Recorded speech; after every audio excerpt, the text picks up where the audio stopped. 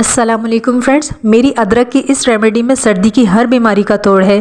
तो आपने इस रेमेडी को अपने लिए, अपने बुजुर्गों के लिए और अपने बच्चों के लिए लाजमी बनाकर रखना है। सबसे पहले हमने अदरक का एक दरमियाना टुकड़ा लिया है। इसको वॉश करके छिलका उतार लेंगे। अदरक खांसी के लिए एक इंतहाई फायदेमंद और कुदरती चीज है जो गले की खराश और सूजन को कम करती, सांस की नाली को साफ करेगी, बलगम और हर तरह की खांसी में आपको आराम मिलेगा। अदरक को छीलकर छोटे छोटे पीसेस में कट कर लीजिए और थोड़ा सा पानी डालकर इसका फाइन पेस्ट बना लीजिए। अदरक का टेस्ट काफ़ी ज़्यादा तेज़ होता है, इसलिए आपने ज़्यादा अदरक शामिल नहीं करनी है, एक दरमियाना टुकड़ा ही काफ़ी रहेगा। अच्छा, आप देख सकते हैं अदरक के छिलकों को मैंने ज़ाया नहीं किया है बल्कि इसको पत्ती में शामिल कर दिया है।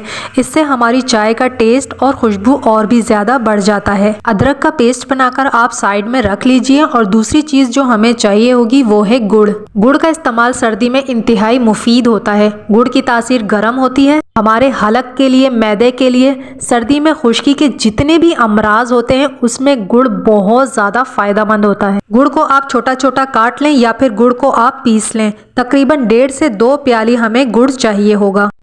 बर्तन के अंदर 1 चम्मच देसी घी डाल देंगे। अगर आपके पास देसी घी नहीं है तो आप कोई भी घी इस्तेमाल कर सकते हैं। देसी घी हमारे इम्यूनिटी सिस्टम को स्ट्रॉन्ग बनाता है, हमारी बॉडी पर से ड्राइनेस को ख़त्म करता है, जॉइंट्स को स्ट्रॉन्ग बनाता है और सर्दी में हमारी बॉडी को गर्म रखता है। तो आपने क्या करना है कि 1 चम्मच देसी घी डालना है, गुड़ डालना है और हल्की आंच पर गुड़ को मेल्ट होने तक पकाना है। अब इस मेल्ट किए हुए गुड़ के अंदर जो अदरक का पेस्ट हमने बनाया था, जो तकरीबन आधी प्याली बनकर तैयार हुआ था, वो हमने इसके अंदर ऐड कर दिया है। अच्छी तरह से इसको मिक्स कर लेंगे। अब हम अपनी रेमेडी को कंप्लीट करने के लिए इसमें मजीद इंग्रेडिएंट शामिल करेंगे जो हमें नज़ला, जुकाम, खांसी, गले की खराश, बलगम, सीने की जकड़न, जिस्म का दर्द रहना, बुखार जैसे तमाम वायरल इन्फेक्शन से महफूज रखेंगे। अब आपने इसके अंदर 1 चम्मच काली मिर्च का पाउडर डालना है। अगर आप जल्दी जल्दी बीमार हो जाते हैं, मौसमी असरात आप पर बहुत जल्दी असर करते हैं, आपको खुश्क खांसी रहती है, तो काली मिर्च आपको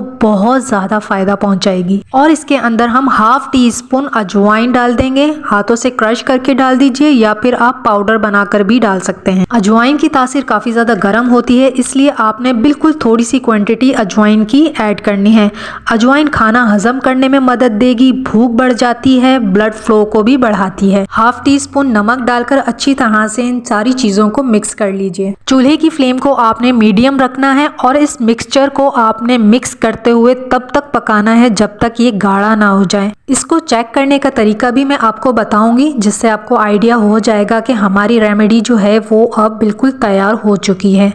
तो यहाँ पर मैंने एक बड़ी प्लेट ले ली है और इसको मैं थोड़ा सा ऑयल डालकर ग्रीस कर लूँगी। अगर आपके पास बटर पेपर है तो आप उसका भी इस्तेमाल कर सकते हैं। तकरीबन 10 मिनट हो गए हैं इस मिक्सचर को पकाते हुए। जब ये इस फॉर्म में आ जाएगा, यानी कि ये इतना गाढ़ा हो जाएगा, उसके बाद आपने इसको चेक करना है। चेक करने का तरीका ये है कि आपने एक प्याली में पानी लेना है ठंडा और उसके अंदर 1-2 ड्रॉप इसके डाल दीजिए। इसको जब आप हाथ में उठाएंगे तो इसका जब दाना बनेगा, यानी कि ये हाथों में चिपकेगा नहीं, मेल्ट नहीं होगा, इसका एक दाना बनेगा इस तरह से। देखें, ये हाथ पर चिपक भी नहीं रहा है और ये जेली की तरह बन गया है। तो इसका मतलब है ये हमारा मिक्सचर जो है वो रेडी हो चुका है। ये देखें, इस तरह से इसका दाना बन जाएगा।